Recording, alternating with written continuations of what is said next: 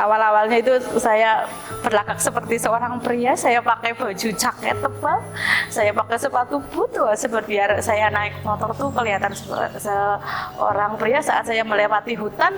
Jam 12 malam, jam 1 malam, saya harus meninggalkan anak saya, suami saya harus berangkat untuk merawat jenazah yang ada di RSUD. Tapi sekarang saya memang berjanji setelah saya selesai sekolah, jadi waktu untuk mereka akan porsinya lebih banyak tentunya.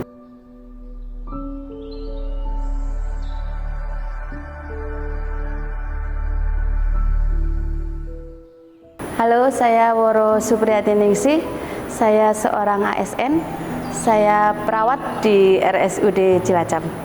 Salah satu bangsal perawatan di RSUD Cilacap yaitu bangsal Amarilis sebagai ketua tim. Kebetulan ruang tersebut sebagai ruang isolasi untuk merawat pasien COVID. Saya juga seorang istri dan seorang ibu dari 3 orang anak. Perkenalkan, nama saya Endang Susilowati. Saya bekerja di instalasi pemulasaraan jenazah RSUD Cilacap. Saya seorang istri, ibu dari 2 orang anak. Perkenalkan, nama saya Maristini. Saya adalah dokter spesialis THT di RSUD Cilacap. Saya adalah seorang istri dan ibu dari 2 orang anak. Oke, selain saya berpraktek di RSUD Cilacap, saya sebagai seorang profesi dokter, ada praktek mandiri dan ada juga praktek di rumah sakit swasta.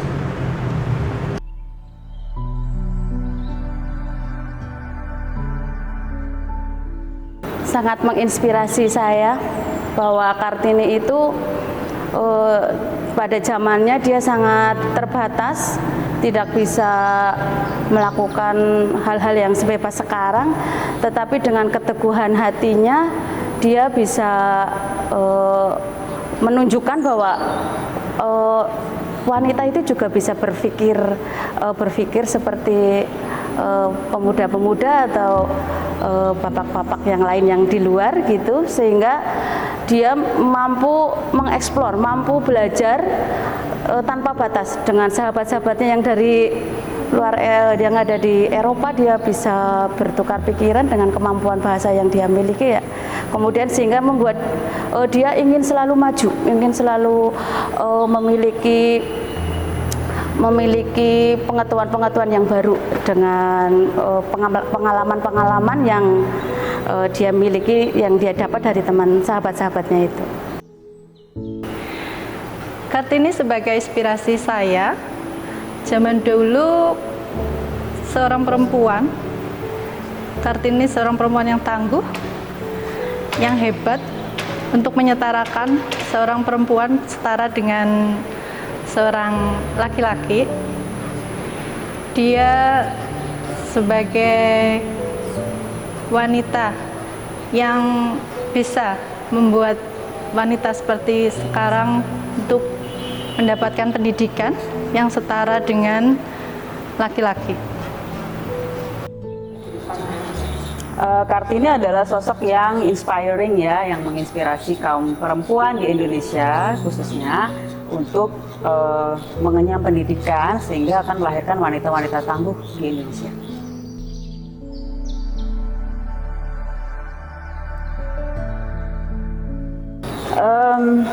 Kartini masa kini itu adalah sesosok perempuan yang tangguh apapun perannya ya, yang mampu berjuang untuk hidupnya maupun orang-orang sekitarnya gitu.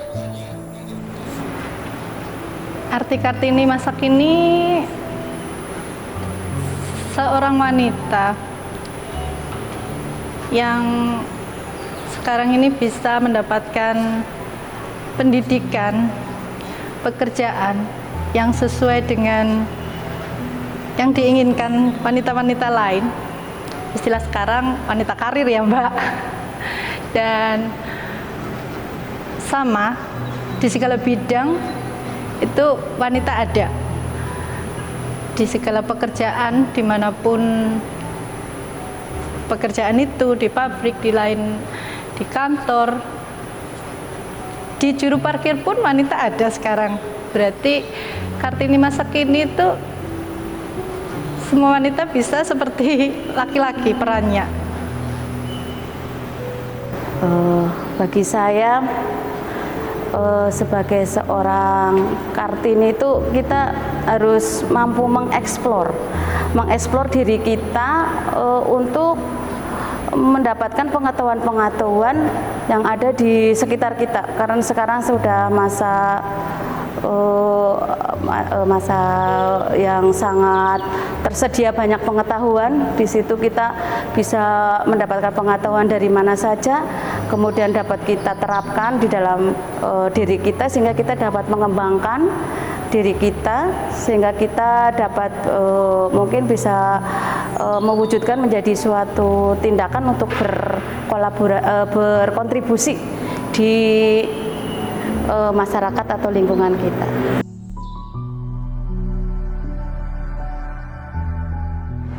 Jadi selain sebagai kita sebagai profesi dokter kan juga rumah tangga ya, tentu banyak banget tantangannya ya, karena kita harus, terutama sih yang saya rasakan itu yang berat di manajemen waktunya, waktu untuk bekerja, waktu di rumah, waktu untuk anak-anak, yang mendampingi mereka belajar, mungkin waktu untuk diri sendiri juga penting ya. Nah, itu yang agak sulit, tapi alhamdulillah sih masih bisa dimanage sampai sekarang. Komplain terutama sih dari anak-anak ya, karena mereka kan sangat membutuhkan sosok ibu gitu ya, terutama dulu waktu sekolah spesialis itu mereka sangat komplain, telepon, marah-marah dan sebagainya gitu. Tapi sekarang kita memang berjanji setelah selesai sekolah, jadi waktu untuk mereka akan porsinya lebih banyak. Jadi apapun kegiatan mereka sebisa mungkin saya dampingi, antar jemput sekolah, belajar di rumah, ngerjain PR, kegiatan mungkin di luar sekolah, saya sempatkan untuk selalu ada untuk. Di waktu malam saya harus berangkat karena ada layanan.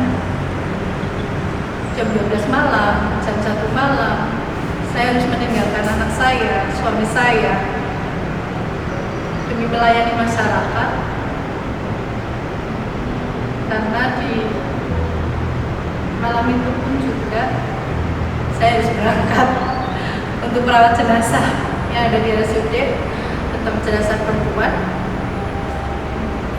Ya agak horor ya Mbak, kalau berangkat malam-malam, krimis, hujan, dan 1 malam.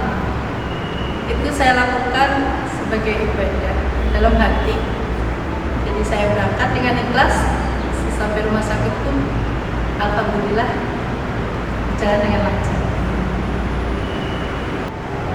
Bisa sulit yang saya lakukan di ruang jenazah. Dulu pernah ada malam hari sekitar jam 11 malam, jenazah itu mirip sekali sama almarhum ibu saya. Dari wajahnya, sakitnya itu mirip banget dengan ibu saya. Dan itu saya untuk merawat jenazah itu sulit banget, karena saya mengingat almarhum ibu saya. Tapi dengan semua itu tetap saya lakukan, karena itu merupakan tanggung jawab saya sebagai pekerja, sebagai tugas saya dalam agama sesuai syariat agama saya. Memang saya harus membagikan walaupun apapun itu tantangannya.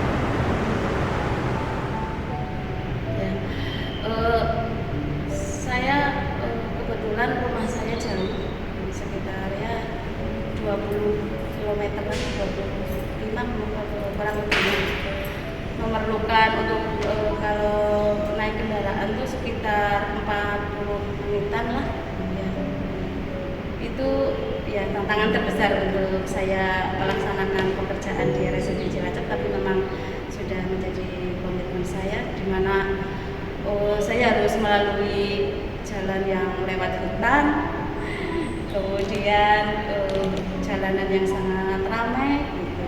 Ya itu tantangan terbesar itu, dan kemudian juga saya harus menjalankan peran saya sebagai seorang ibu rumah tangga, di mana saya sudah berkomitmen untuk bertanggung jawab untuk keluarga saya harus memenuhi kebutuhan yang di peran saya sebagai seorang ibu, seorang istri, dan saya juga harus memenuhi peran saya sebagai seorang pegawai.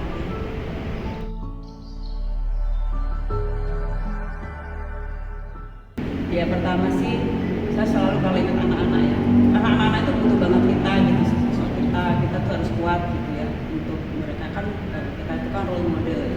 Jadi kita harus kuat menghadapi apapun itu ya. Jadi pertama pasti ingat anak-anak, kedua adalah ingat orang tua, karena bagaimanapun kan orang tua itu adalah orang yang menyayangi kita ya, pasti kalau ada apa-apa dengan kita tuh mereka pasti yang pertama paling khawatir ya gitu. Jadi anak-anak dan orang tua itulah yang menguatkan saya untuk bangkit dari keterpurukan ya, atau perasaan down kan. Bulan Mei sampai bulan Agustus itu memang jenazah COVID luar biasa banyaknya, baik yang di Cilacap.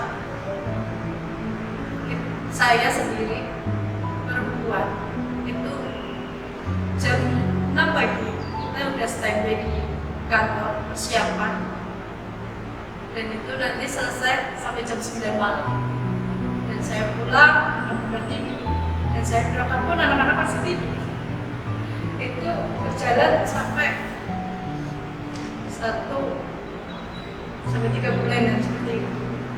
Dan alhamdulillah anak-anak selalu mengerti saya dan suami mengerti saya.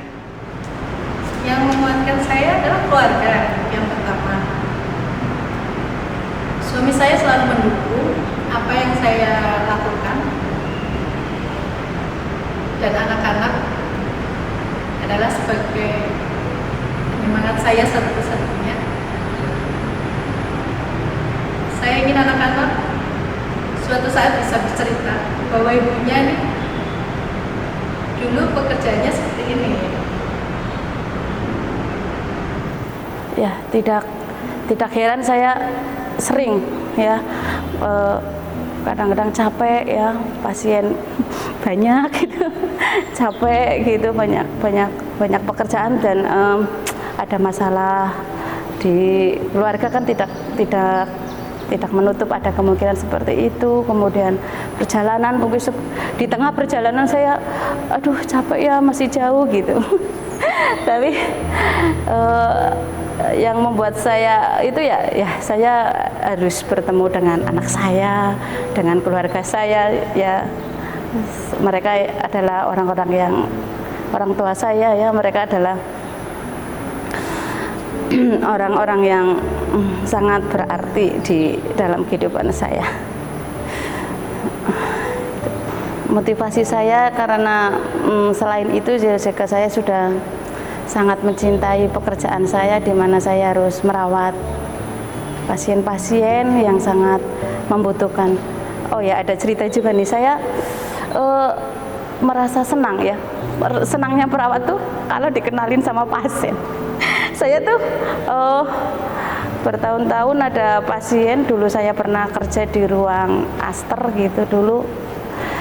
Tiba-tiba baru-baru ini ketemu saya di laboratorium, Bu Woro ya, wah kenal sama saya, berarti dia sangat menerima pelayanan saya. Saya harapkan seperti itu yang membuat saya juga merasa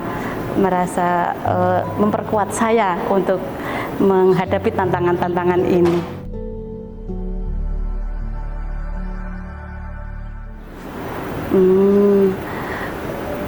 Ya, saya pernah dikatakan, wah Bu Woro tangguh nih, naik kendaraan jauh pulang pergi gitu.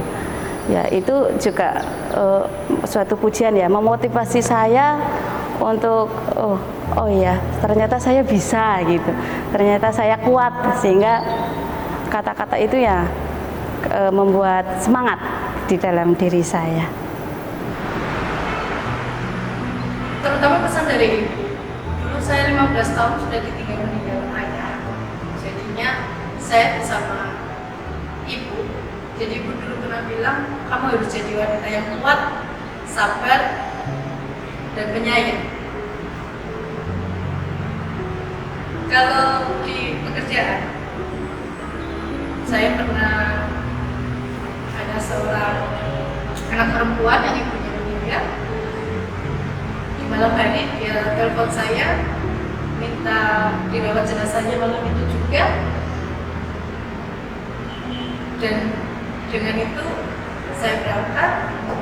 Di situ saya semakin bersemangat, semakin saya kuat, semakin saya semangat sekali karena ternyata di luar sana banyak orang yang membutuhkan saya walaupun itu tidak mengenal waktu. Jadi saya lebih semangat. Ternyata tenaga saya tidak sia-sia keluar malam. Apa ya? Sebenarnya kalau pesan dari seseorang kamu harus begini itu enggak ada, tapi role model saya adalah ibu saya. Jadi saya melihat ibu saya itu wanita yang tangguh yang aduh nangis. Jadi ibu saya itu perjuangannya luar biasa untuk anak-anaknya, bahkan sampai sekarang. Tanpa ibu saya mungkin saya nggak bisa jadi dokter spesialis juga ya. Karena ibu saya adalah tempat saya waktu sekolah itu menitipkan anak-anak, menitipkan rumah tangga saya lah, ibaratnya rumah lah ya, rumah anak-anak semuanya itu ada orang tua atau ibu saya gitu. Jadi sosok ibu itulah yang sangat mengena untuk mungkin sebagai semangat saya lah untuk menjadi diri saya sekarang gitu. Karena ibu itu sesosok yang dia bekerja keras untuk keluarganya, bahkan untuk anak-anak dan untuk adik-adiknya dulu waktu mungkin sebelum ada anak-anak ya, seperti itu.